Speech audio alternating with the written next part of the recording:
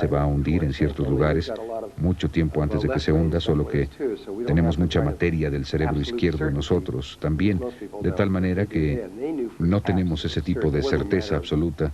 Al menos la mayoría de la gente no la tiene, pero la tenían los de aquel entonces. Sabían con certeza absoluta, ni siquiera era cuestión de discusión si se iba a hundir.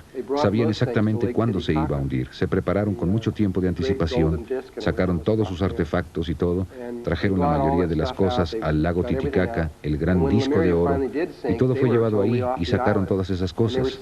Sacaron todo, y cuando finalmente Lemuria se hundió, ya estaban totalmente fuera de la isla, y estaban asentados principalmente en el lago Titicaca, a través de América Central y de México, llegando hacia el norte hasta el monte Shasta. Los dos límites exteriores eran el monte Shasta y el lago Titicaca, y todo lo que quedaba entre ellos y toda la cultura se fue hacia esa área.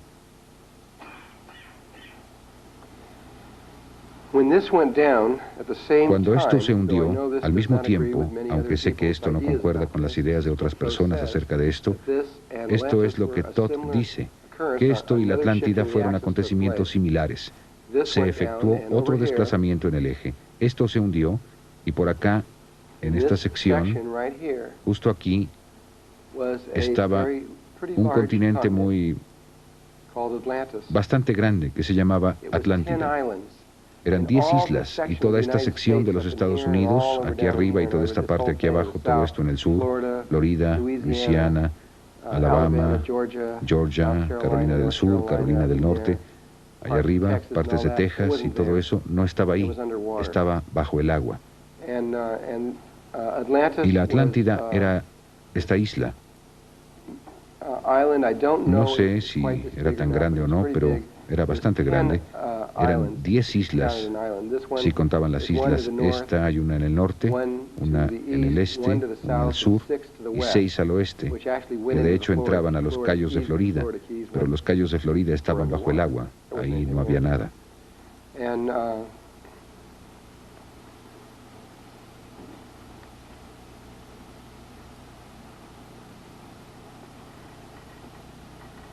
Y los sobrevivientes de la escuela de misterio Naakal, los seres inmortales, se trasladaron y, de acuerdo con Todd, volaron. ¿Por qué medios? No lo sé, pero volaron, según él, desde Lemuria a esta islita amarilla aquí arriba en la parte superior, la pequeña, y le pusieron un nombre, la llamaron Udall, U-D-A-L-L. Y esperaron durante un periodo de tiempo muy largo. Y luego empezaron a hacer esta cosa que es... Si ustedes nada más los estuvieran viendo hacer esto, pensarían que ellos estaban locos. Ustedes no sabrían qué demonios estaban haciendo. Para describir lo que ellos estaban haciendo, primero tengo que describir otra cosa. Este círculo me quedó como huevo.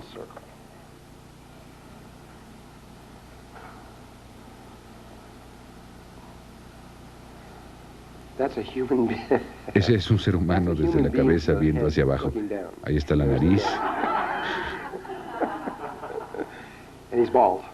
Y es calvo.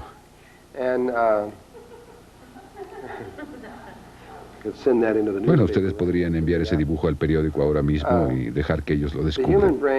El cerebro humano está dividido en estos dos componentes, lado izquierdo y derecho. El hemisferio izquierdo es masculino y el derecho es femenino. El cerebro se vuelve a dividir por medio de esta otra delgada división en estos 4 glóbulos, así. Y el cuerpo calloso es lo que une a las dos partes. La naturaleza de estas dos es que si ustedes tuvieran esta palabra en inglés escrita love, amor, escrita en el frontal, este es el componente masculino. El componente masculino ve todo de una manera absolutamente lógica. Así es, podrían decir ustedes. Pero la mujer ve la imagen especular de la palabra.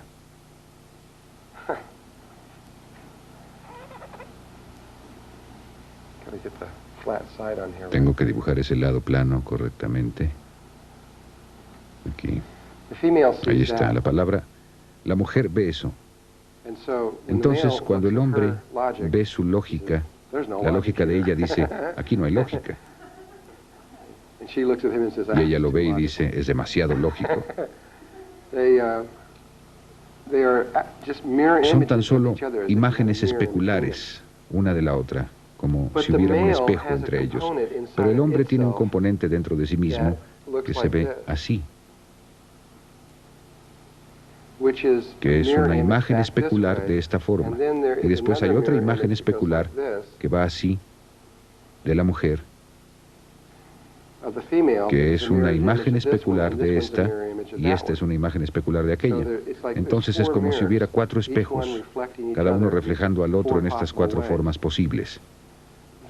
Esta es completamente lógica, y posteriormente, cuando veamos las geometrías, ustedes verán que el cerebro masculino está compuesto del triángulo y del cuadrado, o el tetraedro y el cubo. Y eso es lo que está adelante, el componente lógico. El componente femenino no tiene adelante la lógica. Adelante ella tiene su experiencia, o el aspecto experiencial está adelante. A ella le interesa mucho más experimentar algo que entenderlo. Pero su aspecto experiencial tiene atrás un componente que es totalmente lógico, que está basado en el triángulo y el pentágono, o el tetraedro. Y este de hecho representa 2 formas, el icosaedro y el dodecaedro. Todavía no hemos hablado de eso, pero ahí están ciertas geometrías. Y el componente masculino, que es lógico, tiene un componente experiencial oculto.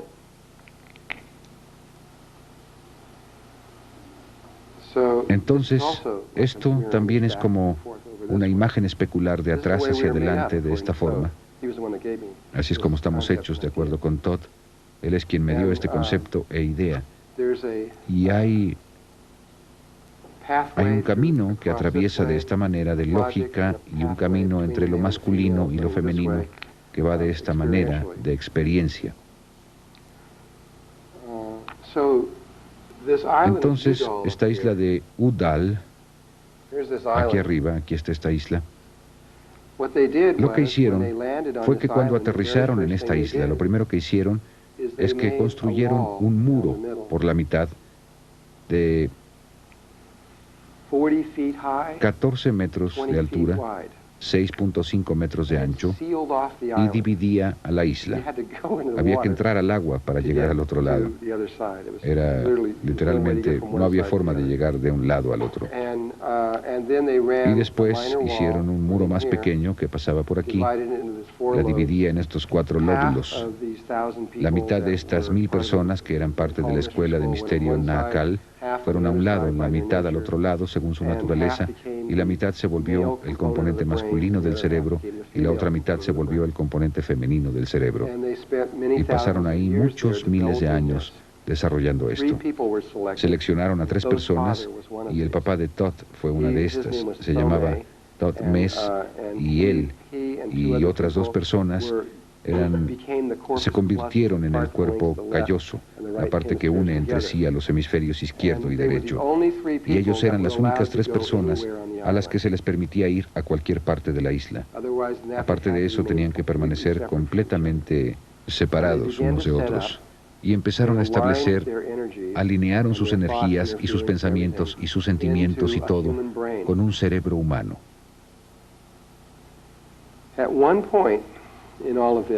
En cierto momento de todo esto, en la superficie de la Atlántida, ellos proyectaron sobre la superficie el árbol de la vida. De hecho,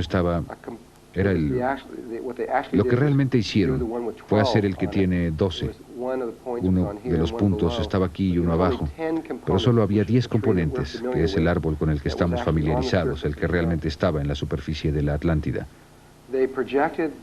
Ellos proyectaron este árbol Aunque se extendía a lo largo de cientos de kilómetros sobre la superficie de esta Tierra, la exactitud, de acuerdo con Todd, era la exactitud de un átomo. Entonces, los puntos del árbol estaban con esa exactitud sobre cientos de kilómetros.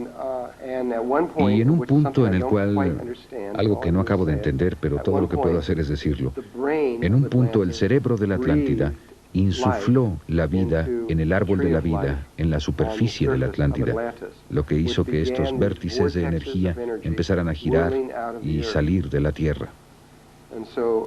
Entonces, en la superficie principal de la Atlántida tenían el árbol, algo más o menos así.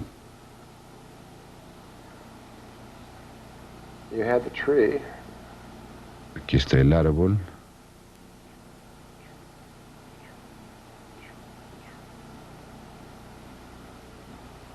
Sí, así más o menos.